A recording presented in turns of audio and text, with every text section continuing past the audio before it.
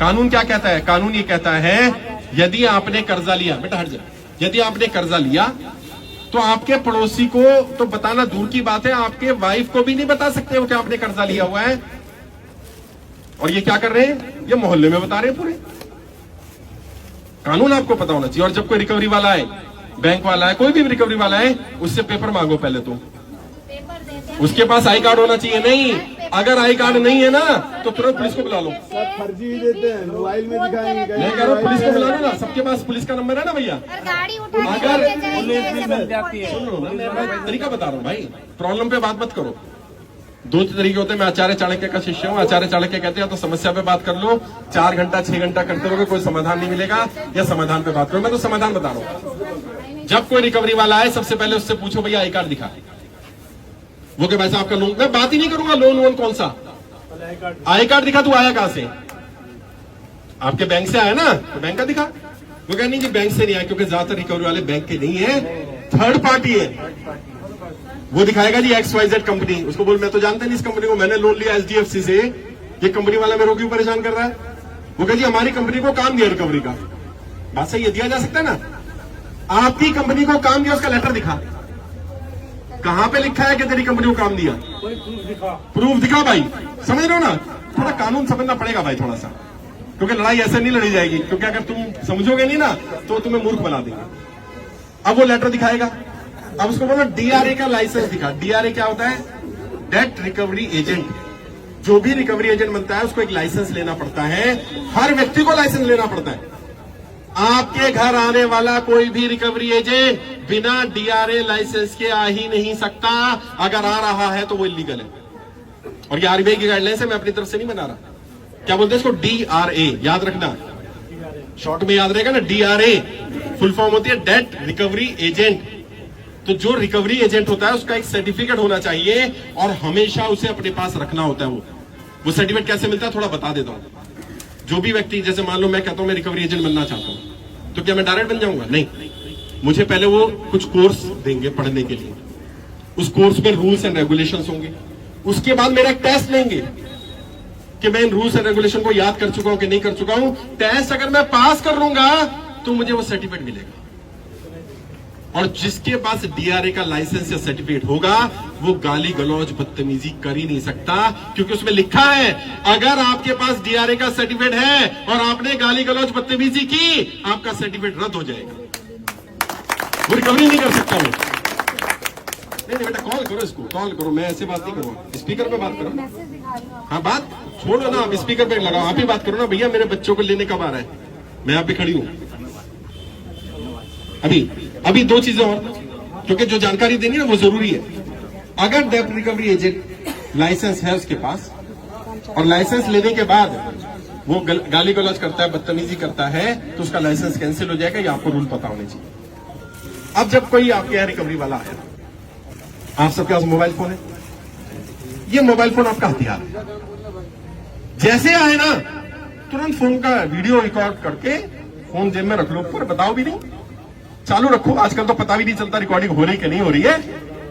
अभी क्या करो, उससे जो बात करो रिकॉर्ड करो, क्योंकि वो कल तुम पे आरोप लगाएगा तुमने गाली गलौज किया, बदतमीजी किया।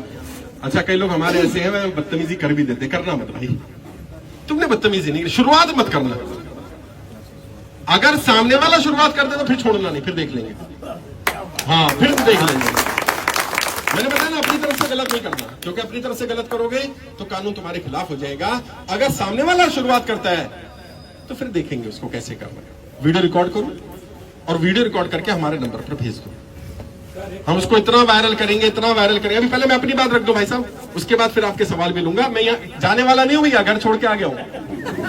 हाँ नहीं तो देख ले भाई, अभी गाड़ी में किसी की रखा है, लगेज रखा है। मैं कितना सामान लेके आऊं है? 3 सूटकेस भर के आए।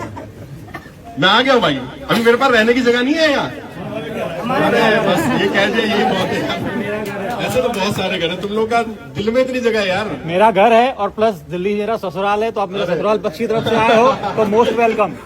बहुत बहुत शुक्रिया, धन्यवाद। नहीं जरूर नहीं, कई महीनों के लिए मोस्ट वेलकम। बहुत शुक्रिया भाई। ये गुजरात टीम देखिए कहाँ व्यवस्था करनी है, लेकिन आज तक अभी तक भी मेरे पास ये नहीं पता मुझे रुकना कहाँ है। मैंने कहा मैं आ रहा हूँ। दूसरी चीज का क्या ध्यान रखना, ये भी बड़ी चीज है, इसके बारे में भी लोगों को नहीं पता। और जो लोग ज्यादातर जिनकी गाड़ियां छीन लेते हैं सड़क चलते, घर आकर के आपका घर सील करने का झूठी धमकी देते हैं, नोटिस लगा के चले जाते हैं। जब भी आपके पास कोई नोटिस आता है, खासकर से वो लोग जिनकी प्रॉपर्टी बैंक में मोर्गेज है, वो ध्यान रखो। प्रॉपर्टी मोर्गेज के रूल ऐसे हैं, एक बार आपने प्रॉपर्टी रख दी तो आप समझ लीजिए इतना बड़ा क्राइम आपने कर दिया है। मोर्गेज का तो टर्म का मतलब भी नहीं पता, टर्म ऐसी रखी है आम जनता को समझ में ना आए। मोर्गेज का मतलब पता क्या है? मोर्गेज का मतलब बताओ। मैंने अपनी प्रॉपर्टी मोर्गेज की, इसका मतलब क्या है? मैंने अपनी प्रॉपर्टी जब्ती करवाई है। मोर्गेज मतलब जब्ती होता है। आपने उसी दिन तो लिख के दे दिया कि मैंने जब्त करवा दी। मोर्गेज मतलब जब्ती है। और उसमें क्या लिखा है? रूल ये है, अगर आपका अपना भी घर है और आपने उसको मोर्गेज कर दिया तो आप उसमें अगर व्हाइट वॉश भी करवाओगे, पेंट भी करवाओगे ना, तो बैंक को पहले पूछना पड़ेगा। क्यों? क्योंकि अब उस प्रॉपर्टी के मालिक आप नहीं हैं, अब बैंक इस प्रॉपर्टी का मालिक। इसलिए अभी बता रहा हूं, रूल्स पहले सुन लो, लूंगा तुम्हारे सवाल लूंगा सबके भाई। अभी क्या करना है तुम्हें समझना है कि जो बैंकों के रूल है उस रूल को समझो। बैंक सीधा आपकी प्रॉपर्टी पे कब्जा नहीं करता। पहली बात तो मोर्गेज लोन लेना नहीं चाहिए, बहुत जरूरत हो तो लो, और लो तो कितना लो? जो तुम्हारी प्रॉपर्टी की वैल्यू है उसका 80% 85% लोन ले लो। लोग क्या करें, 1 करोड़ की प्रॉपर्टी है, 10 लाख का लोन ले लिया। मैंने पूछा क्यों? कह साहब 10 की जरूरत थी। अरे तेरे को तो 10 की जरूरत थी, अब तू सोच 10 लाख के चक्कर में तूने 1 करोड़ रुपए जब्ती करा दिया। कल को बाउंस हो जाएगा तो कितना जाएगा पता है? 1 करोड़ ही जाएगा। बैंक रहम नहीं करेगा, तेरी 1 करोड़ की प्रॉपर्टी है। तो पहली बात तो लेना नहीं। दूसरा, लेना तो क्या लेना, 80% 90% जितना मिल जाए उतना लेना, ताकि लेके जाएगा ना ले जा, थोड़ा सा नुकसान होगा। तीसरा क्या करना, अगर कोई home loan, housing loan, mortgage loan चल रहा है, किस्त बाउंस मत होने देना।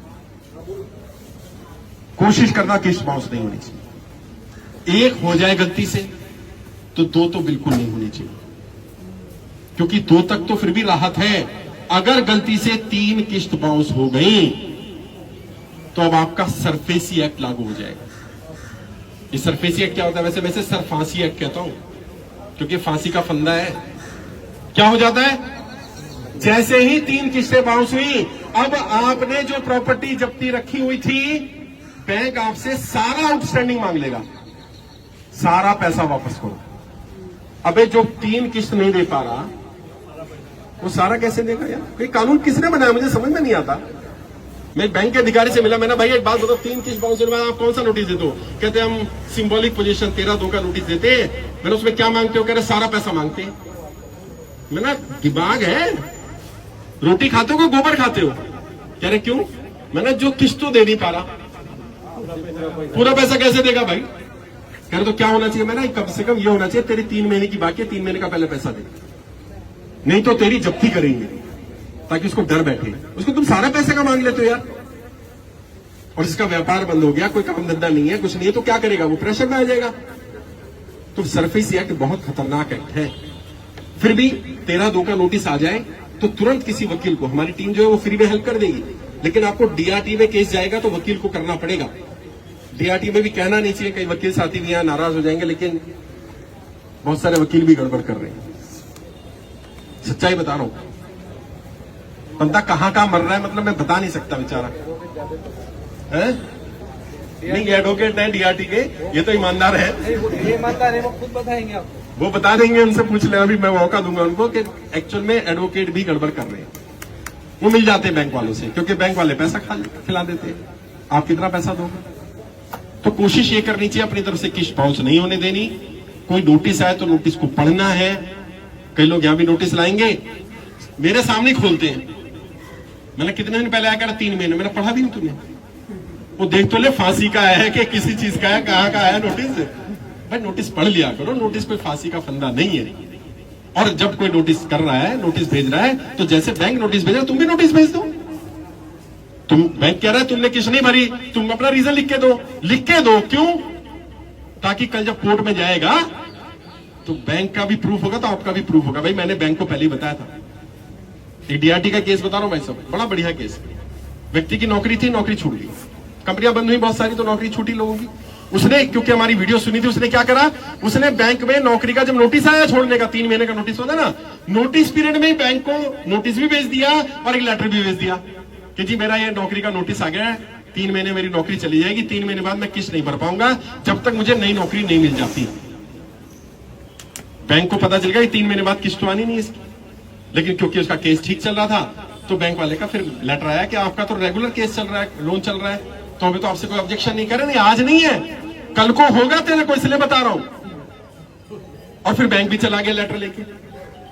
बैंक ने कहा भाई आप क्या चाहते हो, कह रहे भाई मुझे नहीं पता, 3 महीने में नौकरी मिल जाए, 6 महीने मिल जाए, हो सकता है ना मिले, कम से कम 1 साल का समय दो मुझे। उसने कहा जी 1 साल का तो ऐसा कोई प्रोविजन नहीं है, ये नहीं है, वो नहीं है। वो हर हफ्ते लेटर लिखता रहा, और सिर्फ बैंक को नहीं लिखा उसने, बैंक के सीनियर मैनेजर को, बैंक के रीजनल मैनेजर को, सब जगह लेटर भेज रहा है। उसको बुला लिया बैंक ने कि भाई क्या चाह रहा है तू, सब जगह कंप्लेंट कर रहा है, भाई सुनोगे नहीं तो क्या करूं, मेरी तो नौकरी चलेगी। बैंक ने कहा चल 6 महीने का समय दे रहे हैं, 6 महीने में तेरी नौकरी लग जाएगी, अगर नहीं लगते तो 6 महीने बाद आ जियो, फिर बता दियो, फिर कुछ कर लेंगे। और उसे 8 महीने का समय मिला, 8 महीने बाद जब नौकरी लग गई तो किस्त भरने लगा। क्यों? क्योंकि वो जागरूक था ना, उसे अधिकार पता था, अपने अधिकारों को जानना है। ये लड़ने का समय, डरने का समय नहीं है। और कर्जा, मैंने कहा ना, कर्जा लेना कोई अपराध नहीं है भाई। धूप हो रही है, थोड़ा सा इस साइड आ जाओ, तुम लोगों को धूप लग रही होगी यार, है? कर्जा लेना कोई अपराध नहीं है, और कर्जा नहीं चुका पा रहे ये भी कोई अपराध नहीं है। ये एक मिस्टेक है, गलती है, लेकिन ये अपराध नहीं है, तो अपने आपको अपराधी नहीं मानना। बाकी मैंने जैसा कहा मैं आ गया, अब तुम्हारे सवाल जवाब लेता हूं, किसको क्या क्या दिक्कत आ रही है बता दो। और जैसे भाई आए हमारे पास, क्योंकि मेरी टीम में भी